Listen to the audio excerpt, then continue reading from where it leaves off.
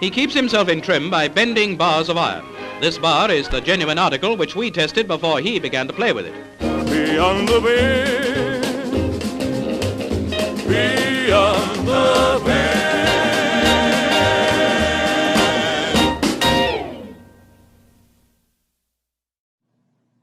All right, Don, welcome back to the show. Hey, how's it going, man? Good to see you. It's going really well. Thanks for coming back on.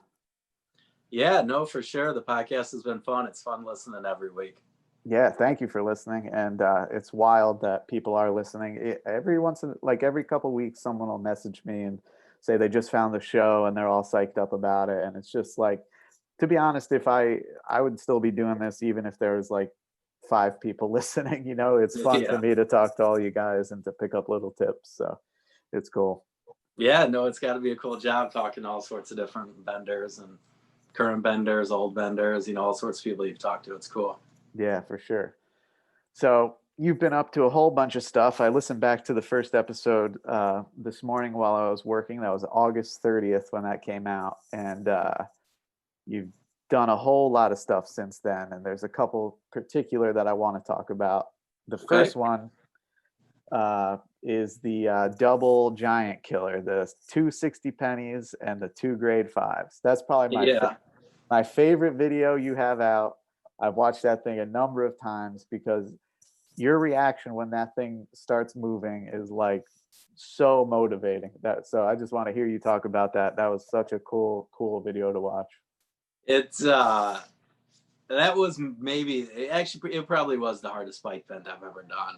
I mean, that thing, I think it took almost 30 minutes to do. Yep. And you know, of a long time of no movement at all. And I think I took it to a different level on it. Finally, I just got myself, you know, in the right mind frame and willed it to complete. But it's, that was probably the hardest bike bend I've ever done. It was very hard on me. Yeah, that was an amazing one. I think it was in like the 23rd minute or something like that. It started moving, and that included your wrap time and everything. But that was a cool video. That was really inspiring. And that the 3 grade 5s was also cool. That the tear you went on spike bending was great. Yeah, no, we did some good spikes for sure. It's I love those spikes. I don't know. It just, you can create so much power in that position. And I feel it all over my body. I feel like it's working me all over the place. I feel like it's a good strength builder, and you can just bend such big bars. It's cool. Yeah, it's actually, I was talking to Dave Nisbet, who I just had on the show. He's been kind enough to be kind of helping me with like just some overall strength coaching in a remote capacity. He looks like a strong dude. A wealth of knowledge, and he's always talking about creating tension in the body for your regular lifts and stuff like that. And that's what I feel like with those short braced bends that the leg crush is. I just have to and it looks like you're doing the same thing. It's just like you have to just create so much tension and just like generate all of that force into that small little whatever you're bending, you know. Yeah, it's all about body tension. There's no doubt about it. Most bends really are, you know. I mean, it's all about creating tension and trying to get as many different muscles and tendons and everything's force combined and exerted through your hands. Yeah, that's something. The more you can pull from every little fiber, you know, the more you're going to create tension and more you're going to be able to, you know, exert that force on the bar. Definitely. That was something JT talked about last week, was just about how he was really like explaining how tight he was grabbing the wraps. And it's like, that kind of like stuck in my mind. It's like, yeah, I'm grabbing them tight, but I'm not really like thinking about how much I'm really squeezing them, you know? And it's like, I'm going to have to keep that in the forefront of my mind when I go back to some double overhand bending. Yeah, I think he said something like he'd get spasms in his quads sometimes. Overhand bending, just because he's tightening everything in his body. Yeah. I liked that. Yeah, he was a lot of fun to talk to. And I definitely don't think it's out of the realm of possibility to see him come back. I can definitely still see like the fire in his eyes about bending, no doubt. Yeah, he was a big time bender back in his heyday. I mean, he did some real big bends. He's super powerful guy, you can tell. Yep. And on the elite list of bastard in every way, which is a short list of if you're into bending, all names you'll recognize pretty much. Yeah, no, it's a good list for sure. Shows the well-rounded unbraced bending. Yeah. Also, you've been up to a couple of long endurance feats with the boxes of 60Ds. Yeah, I think when we recorded that first episode, I was doing that original 50-pound box maybe like in a week or something. Yep. Like it was very shortly after we recorded it. And then for the Noah's Army fundraiser, I did, then I topped that one. Yeah. When we spoke, you had just done 125 in 30 minutes, I think, for like a little test of the feat. And then I think a little bit after that, you went on to do the first box, and then obviously went above and beyond for the Noah's Army Foundation. Yeah, I'm real happy. Those are two of my favorite feats I've ever done. It's not long after starting bending, I read about John Brookfield bending the 50-pound box. And that was always, kind of like the 100 red nails. When I read about that, it just was such a badass feat in my mind, and just something I had to do. And it was in my mind. And then this summer trained for it and got it done. But that was a real cool feat. And then I was happy to be part of Noah's Army's fundraiser and, help Bud out. Definitely. I didn't realize that the 100 red nails had been previously done. Who did that one? Greg Amadon and Dave Morton. Okay. So they did it in, I want to say 2005. Wow. And they've been 100 and I forget how long. I want to say 3 hours or something like that.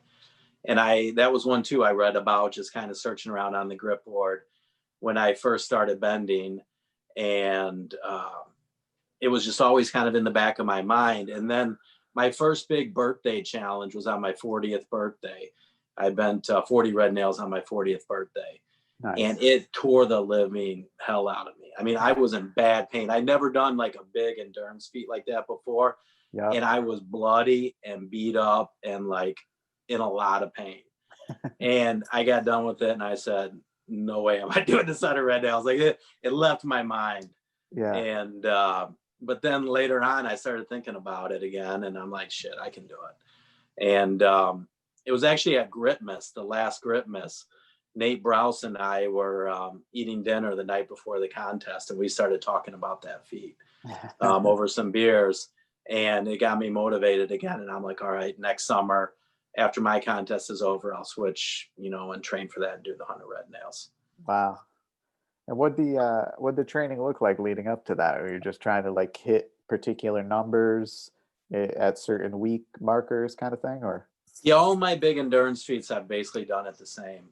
I just every week do a kind of a jump, and so for the 100 reds, that was a couple years ago, so I don't remember the exact, but I think the most I ever did was 50 in training. Okay. So I think I maybe did 20, then I did 30 the next week, then I did 40, then I did 50, then I did the 102.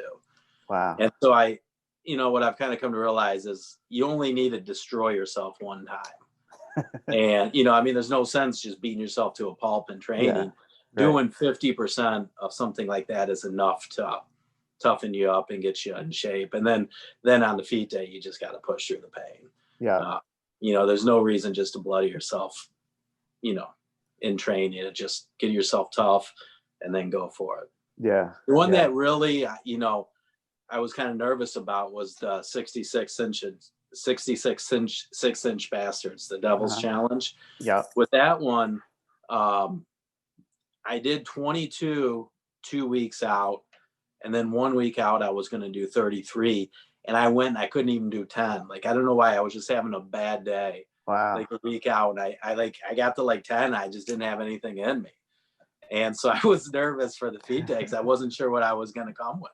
Yeah. 22 was hard, and then I don't know it, but then on the feat day I pushed through into the 66. But you have the bad days, but you just kind of gradually ramp up to it is how I've done it. Yeah. So you did the 22, and then how long in between when you tried the 33? I want to say a week. Really? Normally, do it on a Saturday, and then your hands get tore up pretty good, let them heal up for the next week, and then, try to do the next step up the progression. Yep. The same with 60 pennies. You know, I did, like you said, 125. Then I think I did the next week I did 250, and then the next week was the feet 570. Yeah, I wanted to kind of ask you about how much time you take to recover after these larger endurance type feats, because personally, I feel like I'm still recovering after my thing for Noah's Army. Like I just felt like my nervous system was just shot. Like I haven't been able to have a good bending day since. Oh yeah. Yeah. It's honestly, every time I do one, I recover faster. Yeah, that makes sense. It's just all of your training's cumulative. Yeah. Just each workout, each bend, each feed, each time you push yourself to a certain limit, you just can push further and further. I think the 725 60 penny nails, I was way less sore after than the 575. Wow. Just my body's, you just get used to beating on yourself and pushing to a certain level. So I think that I did it on Saturday, the 725. I probably trained my regular weightlifting day, maybe even on Monday, and then was bending on Wednesday, I think. Wow. How much are we not seeing of your bending workouts? Like it seems like pretty much each week you have something to put out there that's like maybe a never been done type thing for you, at least, or like a personal record. Like, are you up to a lot of just, let's see, like if we could just call it like rep bending? Like, are you still bending stuff that's just like easy for you to just get the volume in, or are you just pushing it all the time? No, I don't think volume bending does much good for me. I think when you're first starting out, just getting the reps in and stuff is good. But I think when you start getting higher level, just higher end bends is what you need. And so, I've always got something to do to like motivate me really short term. Like this cert or that cert or this record, something that I can do and, just kind of get me motivated. But that'll be done just in the middle of a normal workout where I'm doing 10, 15 other bends that are all probably fairly hard bends. And so maybe it's, I want to do this Harito single wrap cert. I'll try that at the beginning. I may fail it. And I fail stuff all the time. But I always try to do max type bends. I don't get a whole lot from doing sub max bends. Interesting. But it's always, if I put out a video of something, that wasn't like the whole workout. That was probably done towards the beginning. And then I did a bunch of other bends. Most of my workouts, I do braced and unbraced. Yep. And, I'll do double underhand, double overhand, reverse, and then a couple different types of brace bends all in one workout. Yeah. I wanted to ask you about that just because, like, personally, I was actually also talking to Dan Dring about this, just both being jiu-jitsu guys coming over. It was just like, I was sort of grappling with the idea that, like, why I feel like I can't bend. And I know you've said, and a lot of other guys have said, like, keep it to like 2-3 times a week. But like coming off of this feat and just feeling like pretty lousy. And I was just like, why could I do jujitsu every day and roll for like 2 hours? And why is this bending thing so different? Why am I just not feeling like I'm firing on these days? And then it kind of just like clicked in my mind where like where I guess anyone, but personally speaking, when I'm trying to do something that I haven't been done, I'm pushing myself to like a competitive level, and in the training room for jujitsu, I wasn't rolling at a competition style level, right? So it's like that kind of clicked in my mind, like, oh, like it's a different kind of intensity.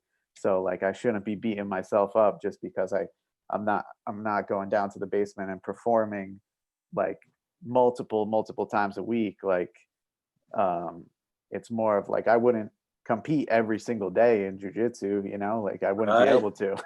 How many of the grade 8s did you do? 24. 24, so that'd be like that's a hard, exerted effort each one. Yeah. So that'd be like 24 hard goes with, 24 somebody different tough. people all back to back. Yeah. You probably have trouble recovering from that. Yeah. But also, how many years have you been doing jiu-jitsu? I started in 2008. long time, 12 years. Your Yeah. body's just accumulated Yeah. so much endurance and, just jujitsu, Yeah. energy in you. That's a And good with point bending, too. you're still relatively new and you've advanced way faster than me. I mean, you're way ahead of anywhere I was, however many months in you are now. And so you've just gotten there so fast that your body hasn't caught up as it has That's for a good 12 point. years of jujitsu, of just building it slowly.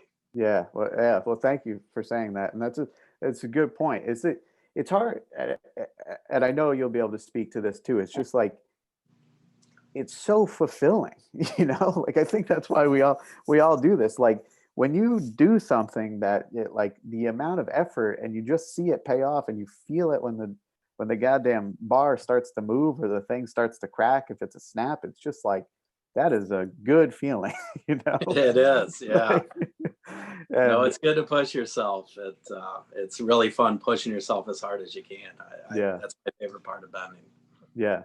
And what do you think about like a comment on just you said that I was advancing fast, and I certainly feel like Josh, I shouted him out in the last episode, but I mean, he's double overhanding some really amazing stuff with minimal time in bending. As a guy that's not super, I mean, you're definitely like someone everybody looks up to, but on the spectrum of years into something, you're still relatively new, although you're definitely like a heavy hitter. What do you think about just like people coming in and the access to maybe information with Instagram and everything? Is it a good thing that people come in and advance quickly? Does that raise the level for bending for everyone? Or do you think it's just like the people that develop quickly are more apt to fall off? Or what's your thoughts on just all, it happens in all sports, Yeah. I mean, I think it's great. I love people, seeing people kick ass, and Josh is kicking ass. I mean, he Yeah. is, yeah, he's on a obviously a very strong person. Like he's Yeah. just got a lot of strength. But there's been a lot of people try bending that are as strong as him or stronger and haven't done even close to what he's done. He must, have a lot of just pain tolerance and mental toughness and grit and the other stuff bending needs. But yeah, he's got high potential. I mean, he's Absolutely got a lot of horsepower and is killing it very quickly. Yeah. But yeah, I think, I like to see more people bending. The more people bending, the better. And, there have been people that go in and get strong very fast and then phase out. And then there's people that stick with it. That's all kind of an individual thing. I don't know if it relates across the board. It's probably more an individual type thing. Yeah, I mean, it's all very exciting. Like as much as I enjoy doing this, like I like seeing stuff be done. Like when Dan snaps a bolt like in record time, and then Dan David is crazy. Like he's so precise. He's obviously a very powerful kid. I'd love to like train jujitsu with him one day. But very super powerful, and just I've studied his tapes, and he sent me stuff to study too. It's just like he's so precise with his mechanics. There's nothing wasted, There's no wasted movement there. Yeah, I honestly thought we would never see a snapper like Ruben. But Dan, he's on Ruben pace and power. I mean, I don't know if he's quite to Ruben. I mean, he's beat some of Ruben's rep records on the faster stuff. Yep. Ruben's still probably ahead of him overall, but man, he's a hell of a snapper. Yeah, and relatively new as well. Brand new. Yep. Yeah, very fast became an excellent snapper. Yeah, it's very cool to see. I look forward to 2021. It's going to be cool. And I love David doing the competitions. I'd love to see like more of that. I think just like things that motivate people like that. And I'd like to see, like you touched on the last episode, the guys that are kind of strictly double overhand. I'd love to see them get into some of the snapping and other stuff that's going on, because it's just, it's so interesting. There's so much more different types of bending going on now, I feel like, than when I started. When I first started, I feel like most people were double overhand bending. And I think in years before me, people like David Wegrin and Mike Rinderly, and people were doing, all the different braced and unbraced bends, not snapping, but tons of variety. And then I think it kind of bending fell into just mainly double overhand there for a little while. And that's how it was when I started. For the first year I'd been, I didn't do anything but double overhand. That's the only thing I ever did. And it was David's first steel shredder competition. Right. It was the first time I brace bent or snapped anything. Yeah. And that's one great thing about the steel shredder comps and stuff, is it just exposes people to so many other different types of bending. And I feel like people nowadays are just doing a great variety of bending compared to when I first started. Oh, that's cool to hear. Yeah, I think it's great. And I think you touched on it in the last episode, but is as far as injury prevention, if you're not just banging away at one style and you mix it up, like I think it's absolutely going to keep you safer than if you're just like grinding into one style. Yeah, no, I agree 100%. Let's see. So what do you have planned? That was one of the questions someone said. We'll get into the questions in a minute. What's on the radar right now?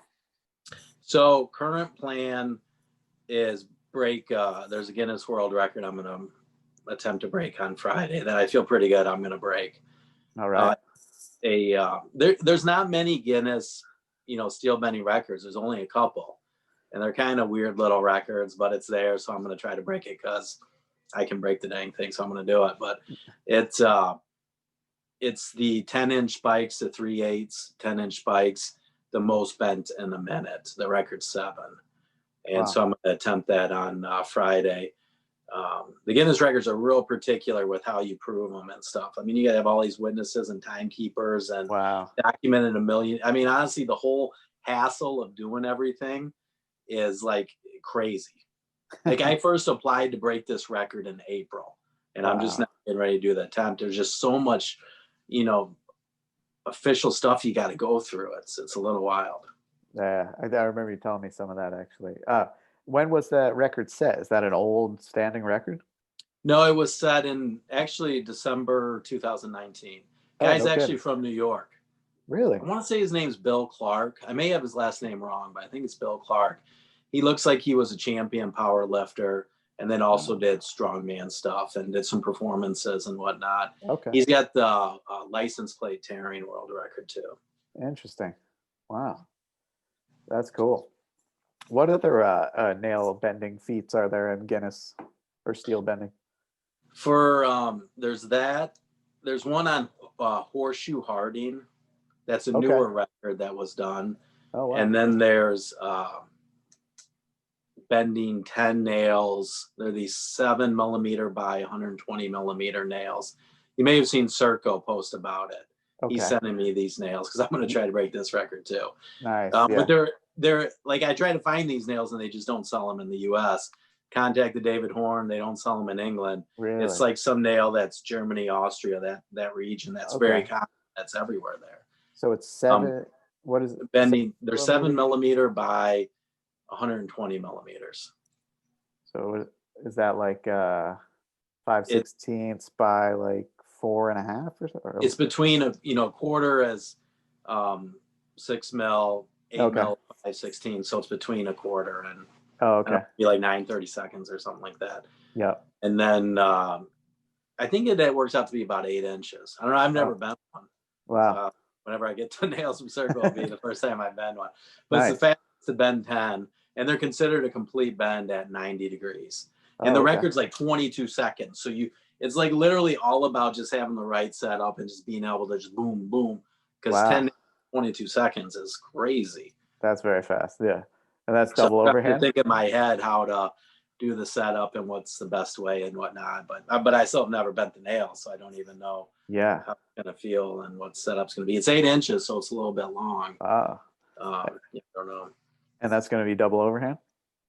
I don't know. We got to see. I've thought about it all different ways. It's got to be one hit to pass 90 degrees and done.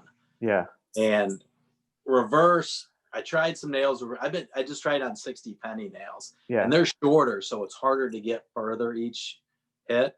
Yep. So 8 inches, I may be able to reverse them past 90 easy. I don't know. Right.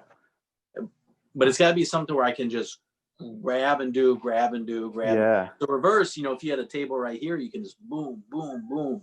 Yeah. I've also thought of like a high get a high table, something that's about right here, Yeah. where I can just grab, just like this, and just, it's got to be something like that though. 1 second to beat the record. That's what came to my mind as you're describing it. Something that was like hand height, like where you're bending about that height, Yeah.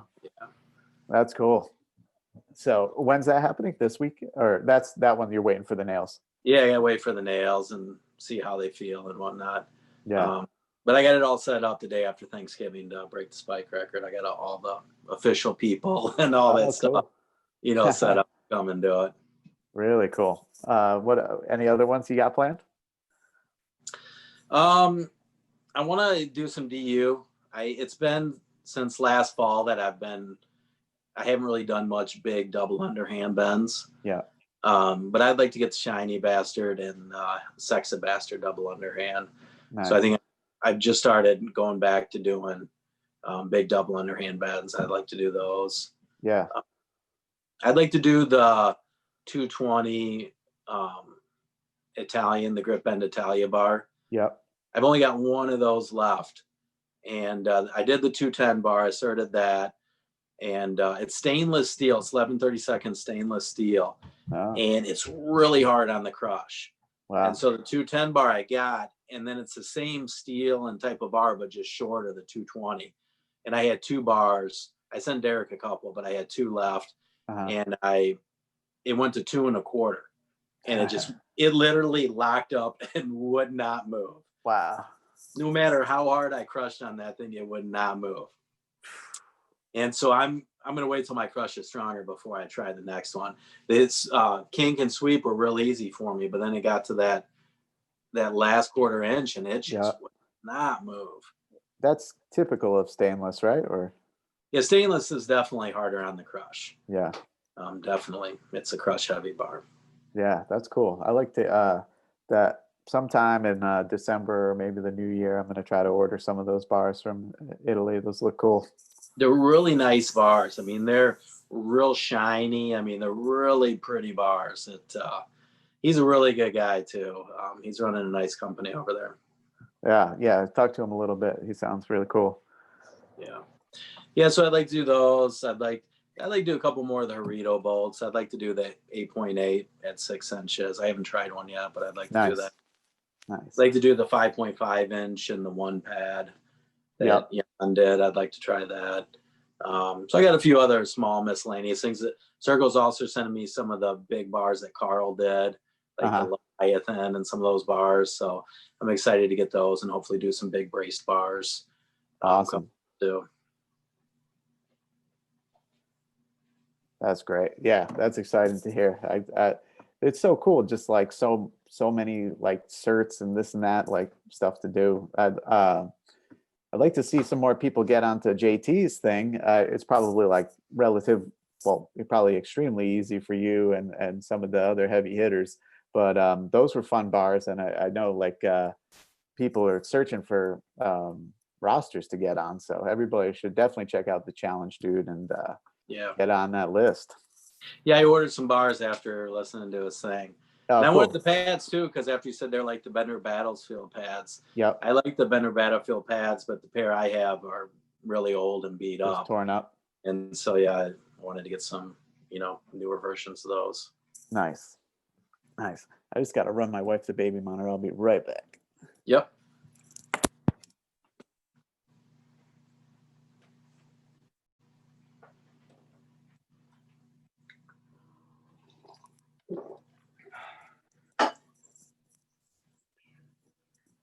All right, let's get into some questions from the people.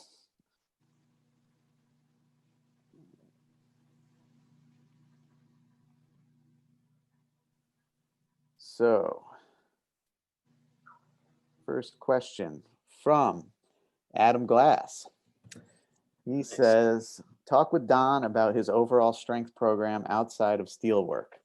So you did get into this a little bit on the last episode, but let's get into it a little bit. I know you do generally Mondays. Are you still working with isometrics a lot? Or? Yeah, Mondays. And so today was a general strength day. And I think it's real important to keep your overall body strength up for bending. And I'd like to do more days in the week of overall, strength, but I think, if bending's your main focus, it's got to be the main thing you're doing. So for me, 2 days bending, 1 day strength training just works out. But yeah, I like to do just big compound type movements. I've been doing a lot of isometrics, and I've been getting, I feel like my strength is really going up with isometrics right now. But before the isometrics, squats, deadlifts, I like to lift stones, overhead presses, a little bit of bench press. I'm not huge into bench press, but I've been actually having a lot of fun.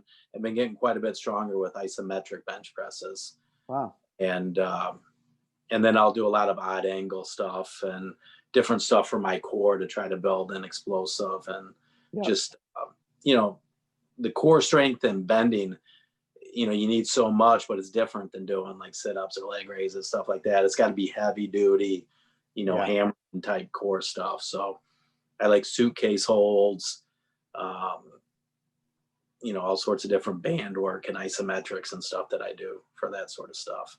With the ISO training on the bench, is that just with the rack? You're just setting it up so you it locks it in place and then just pushing from there? Yeah. So what I have found is best is to have weight on the bar though. And so I forget the term. There's a term that they use that, your body kind of inhibits itself. Like if it doesn't have to lift it, it's not going to lift the max amount. So you just pushing on a bar with no weight on it, your body's not going to go to the 100% as if there was actually weight on it. There's some like scientific term that I forget what it is.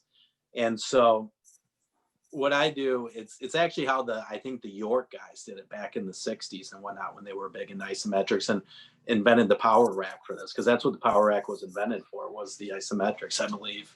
Oh, wow. Is, I'll do the bench press, I'll put the pins in towards at the very bottom, and then I'll put maybe a couple holes up, just another bar, just like a 3/4 inch, 48-inch bar through to stop, to be a pin to stop. And then I'll put on weight, 200 pounds or something like that, 205. And then I push up and I push on the bar as hard as I can, holding it into the bar. Oh, wow. And it works you. I mean, it really works you. And so I'm not pushing just to hold it. I'm trying to push it through. I'm pushing 100% effort. But with that weight on the bar, you can push so much harder, and it brings your muscles into it so much more. Yeah. I normally start at close grip, medium grip, wide grip at one level, and then I'll gradually extend them out till by the end I'm doing lockouts. Wow. That's real cool. Really good core exercise that I learned from Bud Jeffries is what I do at the very end of it. And I normally will just do it maybe with 185 or something on it. I'll put the bar that stops you, maybe this much above what your lockout position is. And so then you do the bench press, but then you gotta like roll your whole body up with your core to hit the pin, and then hold it on the pin as hard as you can. And it's really, your abs and your core, it's just really works it. And it's kind of like an emotion of like pushing down on a horseshoe to open it, to crush it down. I think it's really specific to bending. It's one of my favorite core exercises. Nice. All right. And then I'll do deadlifts and, stones and other stuff. And how long are you usually spending on a Monday out there just doing the general strength stuff? Maybe an hour and a half. Nice. Yeah, about what I spent tonight. Cool. All right. Another person from Instagram asks if Don can close Captain of Crush 3. No, never closed one. All right. I haven't touched it. Right when I first started, I did some gripper work, and I did the 2.5 and I bought a 3, but I never closed it. But I haven't even trained on one or tried to do one in a long time. It doesn't really interest me. It's interesting, but to me, it's nothing I'm training for or trying for. Yeah. All right. Let's see. All right. Simon Stewart on Steel Shredder group says, I'd like to hear what Don's motivation is, as well as any long-term goals or feats he still wants to accomplish. So we kind of touched on that. Yeah, with motivation, it's I just like to push myself. Like, I don't know, I get a lot of satisfaction about pushing myself as hard as I can and just keep up in the ante and, trying to do a harder bar, trying to do something faster. I like that inner competitiveness with myself. I like competing against people too. That's fun, but just pushing myself to do more and more is really honestly what drives me more than anything. Nice. Long-term goals we talked about. I don't have anything real long-term right now. We talked about most of the things we talked about. Those are, kind of probably fairly soon in the next few months or 6 months type stuff. Yeah. I don't have anything that's real far out there right now. I'll probably come up with something at some point in time, but nothing right now. Yeah, I'm sure. All right. David Kirshen on Steel Shredder says, I'd be curious to see how Don sets up his training in regards to intensity. For example, if he's working up to an attempt, is he working up to an attempt every workout, or does he have lighter days with a focus more on technique or conditioning? Would this be scheduled, or does he auto-regulate and go by feel? Also, would love to hear about how he rotates through the different styles of bends, and of course, over the course of a month. So if he's working unbraced bends, for example, would he switch grips every session or just stick with one for that training cycle? So there's a lot of questions within there. What was the very first part of it? Let's break it down. First one was, how does Don set up his training in regards to intensity? If he's working up to a big attempt, is he working up to a big attempt every workout, or does he have lighter days with a more technique focus?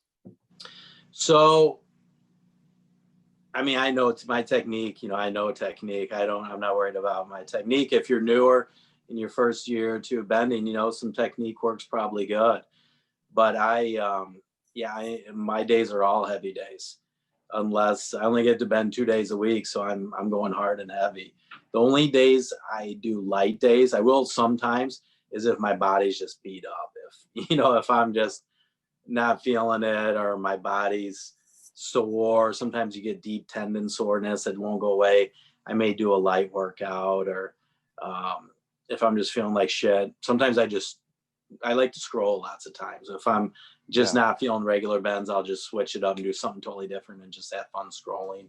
Nice. And so that's really, if it's a lighter day, it's because I either am not feeling good, I'm sore, or I'm like maybe a week out from, a record attempt or something where I want to be real fresh.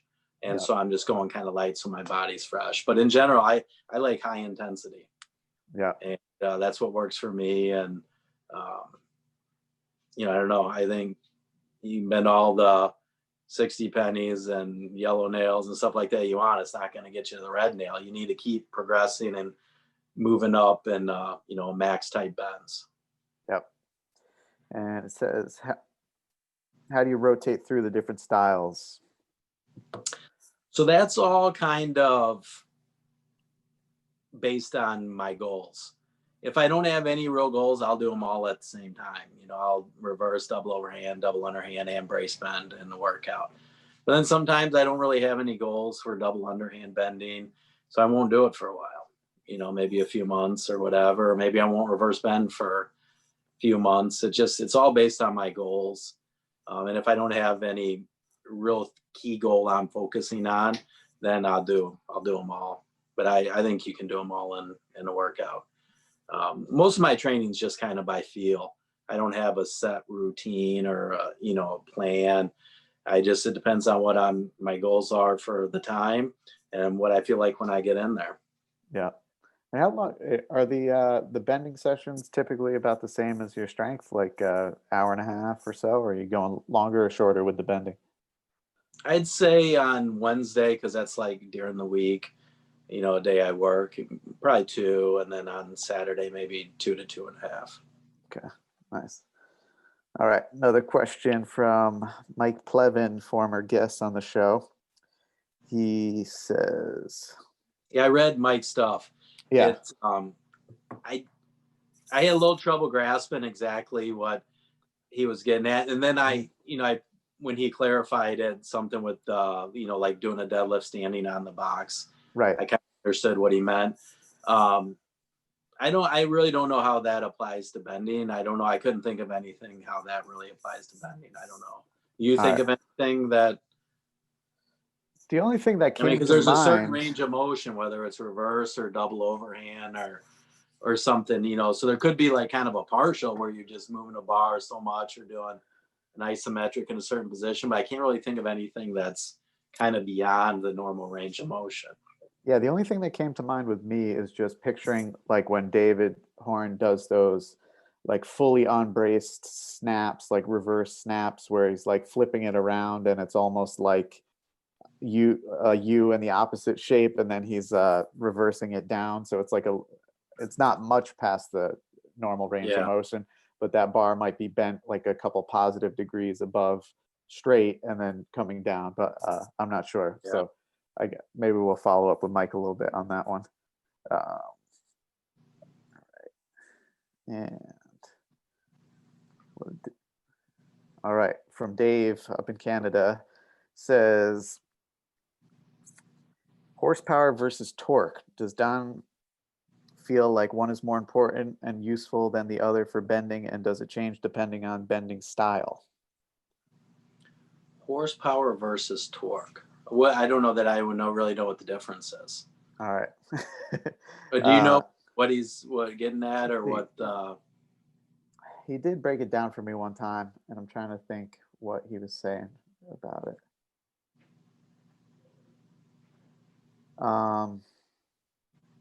Horsepower's fast and torque slow, or I think I think torque was I think you're right. Like maybe like, I don't know. I think it's best I'll just follow up with him on that one. And then we have muscular strength versus ligament and tendon strength, which is more useful for bending. I think both. It's so hard to differentiate, when you're doing something, it's not like when you do a double overhand bend, I can say, well, that was my tendon that did it that time, or that was my muscles, or right. It's kind of all wrapped together as one unit. Your body, you got the tendons, the ligaments, the bones, the muscles, the skin. Everything's got to work together as a team to do the biggest bends. And so, if you got a weak link, that's going to be the part that's exposed and it's going to fail the bend. So you got to work your body as a whole cohesive unit and not let any of that fail. I think you want everything strong. Yeah, absolutely. And then let's see. Well, that's pretty much the same question. All right, so that's pretty much what we have for questions from everybody. And one thing I wanted to talk to you about was the speed bending, the mid-bar speed bending that you did for Horn. Was that one that's been kind of switched around? Did Nick McKinless take that first spot and then you took it back? Was there some? Yeah. That's pretty cool. Well, that's a fun record. It's that record to me, it's crazy how much it's advanced, and it just is a perfect example of why records are so good to push people and push the standard in a sport. Because that one, I actually got the numbers here because that was something I was maybe going to talk about. Let me find them real quick. So that one, David Horn said at UK Strongest Man in a minute 8 seconds. Okay. That was David's record, and it was a great record. And what year was that? Maybe 2 years ago, or I don't know, something like that. Yeah. Then at the beginning of this summer, maybe in the middle of the summer, I broke it. And it was 40 some seconds. I forget how many, but 40 some seconds. So beat it by a little bit, and I thought I did a great job, and I was pretty fast at 40 seconds. Then Nick McKinless comes and smokes my record at 32 seconds. So beat it by like 10 seconds or more. Wow. And then I beat his record at 22 seconds. Yeah. So the record went from a minute 8 down to 22 seconds just because people are seeing what, each other are doing. And, when I did it in 40 seconds, I would never even dreamt of doing it in 22 seconds. Yeah. But then when I see somebody do it in 33 seconds, you know, it's motivating me and coming up with ways to go faster and whatnot. So it's a great example of how these records can push. And the same with the spike speed bending record for David Horn. David did it in 28 seconds. And then on my daughter's birthday, I like to do feats on my birthday and my kids' birthdays too, sometimes special feat for them. And so on Scarlett's birthday in October, I did 18 seconds on that speed bending record. That was another one that, you know, it shows the jumps and whatnot. That's cool. And those are 3 calibrated bars, right? Each of those, or is it? Yeah, they're calibrated bars. And David has the rules with it's got to be 3 at X level, you know, to be, you know, I can't remember what they are. If it's for the spike ones, let's just say it's 205 kilograms. It's got to be at least that for the 3 bars. Okay. So it could be 205 on the dot. It could be 208, you know, whatever bars you have, but they've got to be at least that level. So it's 3 at the same rating generally, or is it 3 different ratings at that level? I think you can do whatever you want as long as the 3 bars are above, you know, whatever the minimum rating is. Okay. You know, you can use them, I think. Yeah. Yeah. And it seems like it's come a long way, even with people just snapping red nails, right? Like I feel like I read old entry on the grip board about you snapping one, and a couple years ago, and it hadn't seemed like too many people had done those, and now it seems like, you know, people are ripping through them. It seems like the red nail snapping one's like almost no big deal anymore. It's crazy how fast people are doing it. Like, yeah, when I first snapped one, it was, I don't know, 3 years ago or something. It took me like, I think 25 minutes or something. And it was like this terrible affair. And, you know, and people weren't snapping red nails, you know? And then, you know, it kind of got to be David, Ruben, me, and Kirill were like doing these snaps and red nails and whatnot. And then now there's just so many people doing them, and they're so much faster than they used to be. Like it's crazy how advanced the snapping's become. Yeah. And a lot of this stuff like that now is routine was like crazy like a year ago. I think it was like maybe a year ago that the man killer snap and this stuff came out. And when they were first done, you know, these were really hard things. You know, David did it, and then I did it, and then I did it laying down. I think I was the first person doing it laying down. Oh, cool. Like the 4 of us were kind of doing all these feats, but nobody else was. And now people are doing them so fast. That game has amped up so much, the snapping game. It's a little crazy. Yeah, it's like you're saying with that record of the mid-length bars, it's hard to imagine a red nail getting snapped any faster than 32 seconds or whatever Dan did it in. Like, but I believe that it will. Somebody will do it faster. Yeah, it's crazy. Yeah. Like what was the grade 8 bolt, 17 seconds or something? Yeah. Yep. You know, you look at what people were doing them in a year or two ago, not even close to that. Yeah. Like, I think the record was probably a minute something. Wow. It's crazy how just seeing somebody else do something makes it possible in your mind. You know, I feel the same way. Yep. You know, and I think that's one thing right now with bending, with so many different types of bends being done and a lot of people doing it right now. The standards are getting raised. I mean, they just are. I mean, the standards now compared to when I first started bending, they're much higher. The standards are definitely being raised in bending. Yeah, the evolution. It's like in grappling, you know, people say like the purple belt of today is like, you know, an elite level black belt of the 90s, you know, just because everything evolves, like technology and just the whole mix. And I think right now, just speaking personally and maybe speaking on behalf of the guys that sort of got introduced to this when being sidelined from something we're very passionate about, and also having the time because of just the state of things in the world, was a perfect recipe to get really into something and have the time to do it, you know? Yeah, no, and it's shown the grapplers are great snappers. I mean, to be, you know, any sort of grappling, you got to have an extreme level of conditioning. And yeah, see, it just shows what the grapplers have this aptitude to become great snappers. And talking about the evolution, when you said, you know, the whatever belt of yesterday is today, man, I've seen that with wrestling. Wrestling, if you watch old videos of wrestling, even the best, you know, college and Olympic wrestlers versus wrestlers nowadays, it almost doesn't even look the same. The guys nowadays are so crazy good, and they just wrestle, and they're so good at positional wrestling and wrestling through positions and scrambling. Like, guys that don't even medal now would probably dominate guys who win gold medals, you know. Back in the day, the levels just consistently increased.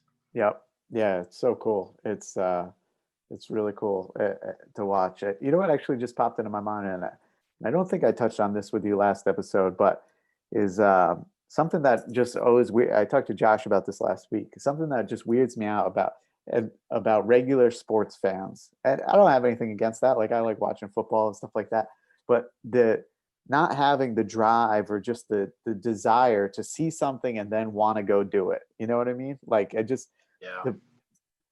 like anything I've ever seen, I wanted to experience it firsthand. And I feel like a lot of guys probably in the bending community and maybe the grip community in general are that same type of guy. You know what I'm saying? Yeah, I know. I think in the bending community, I mean, you got to be a little kind of fanatical and, you know, a little bit extreme, because not mind pain and different things. And so it attracts a different type of person. You know, you definitely have to have an inner drive. You know, that's what it really requires, an inner drive, because it's not comfortable. It's not any type of normal fun. And so you got to have an inner something pushing you. Has that been the case with you though? Or, would you say that you've more been a participant of things more than a fan, or maybe you'd become a fan first and then immediately try to become a participant, right? Yeah, I always have something that I get obsessed with. You know, I think you talked about it before. You get obsessed with things, and yeah, I'll see something and it looks fun, and then I just get wrapped up in it. Yeah. I've always had something over the years to push myself with, whether, you know, before the bending, it was the rock climbing and ice climbing and wrestling, you know, whatever it is, something to get involved in and just, you know, throw yourself into to really get after. Yeah, some of the climbers are just the strongest people on earth, I think. I mean, Adam, just being a lighter guy, I asked Adam who were some of the lighter guys to ever pick up the inch replica, and he sent me this guy. I think his name's like Eves. Yeah. Unreal. Yeah, I think he's about 150 pounds. My God. The smallest I've seen pick up an inch. He's incredibly, you know, the finger strength is incredible in climbers. Yeah. I follow him on Instagram now, and it's just like the stuff he's doing is completely insane. Yeah, I was always limited with climbing to some extent by my weight. You know, like I'm about 245, but when I was climbing, I was probably 220. And, you know, there weren't many 220-pound climbers, you know, most of the good climbers. True.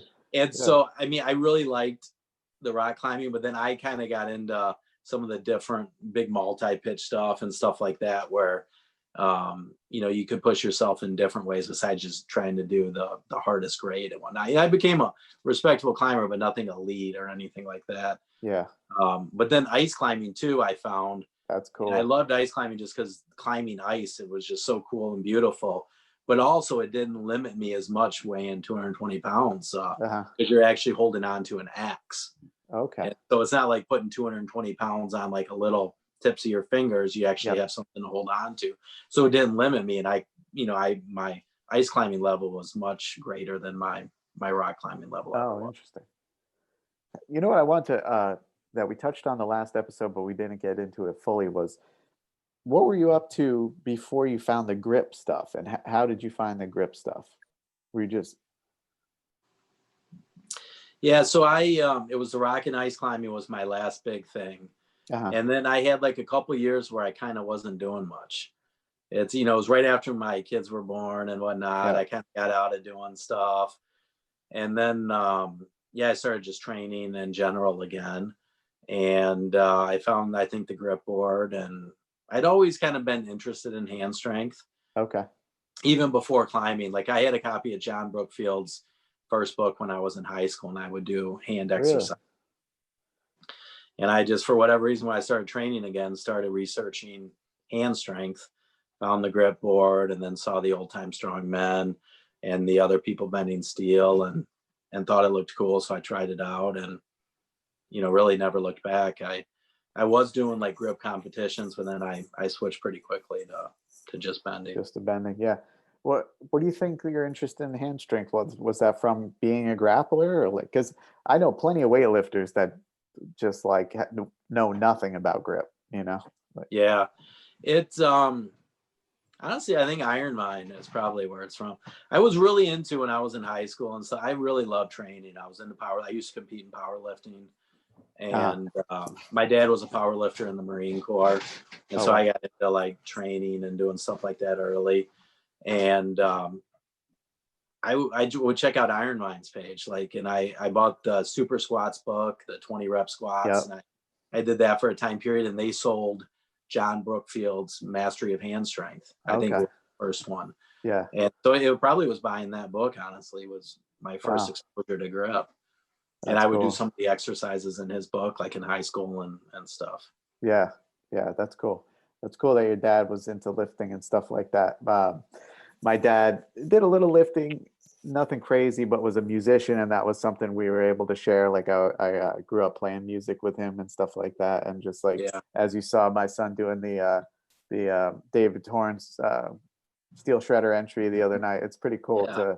to share this with him. And Yeah, that was awesome to see, man. He's going to be a beast. I know he's got now that he knows who Noah Jeffries was, he's got hopes to bend a red by the time he's 14 and do all this other stuff and be a black belt by the time he's 21, and he's Yeah, got big that's goals. awesome. And now he's, But the Noah's Army thing was awesome, seeing everyone doing the feats. And oh yeah, I watched the whole thing almost. Like oh cool. It was a cool day watching everything. That's an inspiring family, man. I enjoyed talking to Bud so much the time I had him on the show, and I just his Instagram is just definitely something to see and completely inspiring. He's a cool guy. Yeah, there's no doubt he's one of the strongest people in the world too, and is really just an innovative. I really consider him a genius at his training concepts and what he's come up with. And if you read some, I don't know, have you watched any of his like products that he sells or any of his books or any of that stuff? I watched the stuff you sent me on isometrics, and I've watched some of the other stuff. I haven't bought any products, but what I've seen online. Like he has these two books, Twisted Conditioning 1 and 2, I think, that they maybe came out 15 years ago or something, but a lot of the concepts and stuff he's talking about there were somewhat ahead of their time. Stuff that's really? nowadays kind of commonplace. Bud was doing this stuff and talking about the benefits of it before other people were. Like Yeah. he really, you know, and John Brookfield's the same way. John Brookfield came up with so many crazy different genius training ideas over the years. Both of those guys just, to me, are the two people that probably inspired me the most. And both of them don't limit themselves on coming up with their own, you know, exercises and stuff. They'll come up with all sorts of crazy stuff. So I try to use that when I'm coming up with different, you know, bending training ideas or exercises or whatnot. Just try to be creative with it, because you can come up with your own things lots of times that are great. Yeah. Bud really changed. I think I mentioned it on the last episode, or the one that yet to come out with Josh maybe, but it's worth saying again. It's like so much respect to Bud, because he really changed the way I think about, or literally the way I think when I'm training. Like, because I was talking to him on the show and I was saying how jujitsu makes me so happy, and I'm like just so in the moment and so like just full of joy when I'm doing it. I love it with all my soul, you know, like, and for whatever reason, when I got into the strength stuff, I thought I had to be mad. Like I thought I was stronger when I was angry, you know what I mean? Like, or at least not showing up, but thinking, like getting so fired up and all that. And it was just like, felt very taxing and overall sort of negative, especially if I missed whatever I was trying, you know, that, because then I don't have the like endorphin rush of completing the thing I was trying. So it's like, man, this is like a few times a week I'm really going to a dark place trying to be super strong, like this, it's not the same feeling as jujitsu. And he's like, man, you love steel bending, right? Like you love like strength training in general. Like it's the same thing. Like just think of it the same way. Like you're happy to be doing it. Like be appreciative of doing it. And you don't need to like generate the negativity and the anger to be strong. Like you can be strong and happy at the same Yeah, time. You know, no, for like sure.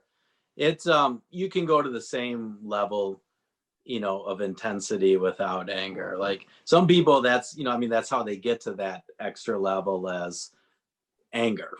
And but you can get there without anger. You just, you know, you may have to teach yourself to do it, but you can get there or higher, maybe even higher. Maybe you're limited by the anger. You get so wrapped up that you right. can't think clearly and be in the moment to do everything precise. It's probably actually better Yeah. not using anger to be your driving factor. And it's definitely better for your happiness as a person, like you're saying. Right. And it was also sort of just like, okay, well, if I can think of it like this, like when I'm really exerting myself, well, then maybe I should be in that same mindset, like when I'm warming up, and maybe I should just when I'm like doing some regular conditioning. And it was more of just like a mindset shift, or like almost like a meditative like aspect to like just the way you're thinking when you're physically training. And it's just like, it was just, it, maybe it sounds simple or like, unimportant, but it was a major realization for me, you know, so like a ton of love and respect to Bud for that, for sure. Yeah, no doubt. All right, Don, well, that's all we got. You got anything else to say before we wrap it up? That's it. Good luck with your bending, everyone out there. Everyone's posting great videos and everything lately, and I'm excited to see where everyone goes. Oh yeah. And for now, the competition, let's get a plug for that. I'm sure I'll have you back on before May comes or whenever it is, but Oh, for my comp? yeah. I think I don't remember the date. May 15th is in my head, but it's that may be wrong. It's whatever that middle Saturday is in May. Yeah. Yeah, it'll be the third competition, and it's going to be a blast. Hopefully COVID is, you know, A thing of the past. cooperating then, and Yeah. we can have a big comp. I've got a lot of people that seem like they're interested, so hopefully get real big participation and get a lot of people there. That would be so cool. All right. Well, everybody have a good night. And Don, I will talk to you soon. All right, see you, man. Take care. Thank you.